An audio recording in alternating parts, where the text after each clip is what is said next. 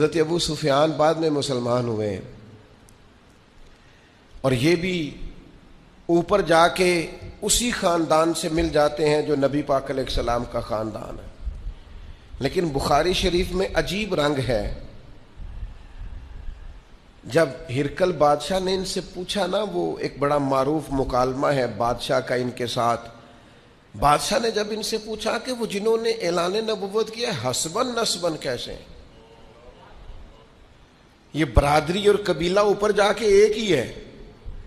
لیکن جب بادشاہ نے دربار میں کھڑا کر کے جناب ابو سفیان سے پوچھا، ابھی مسلمان نہیں ہوئے تھے، مخالفت پر لشکر کشی کیا کرتے تھے، لیکن اس مقام پر بھی کہنے لگے ان کے قبیلے کے بارے میں نہ پوچھو، ان کے خاندان کی شان کے بارے میں نہ پوچھو، ہوا فینا ذو نسب، کہنے لگے ہم میں سے جو سب سے اونچے حسب نسب والا ہے وہ محمد عربی کا خاندان ہے.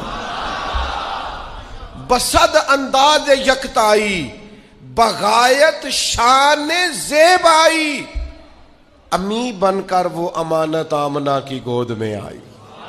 اور جب محمد مصطفیٰ آئے پھر بہاروں پر بہار آئی اور زمین کو چومنے جنت کی خوشبو بار بار آئی.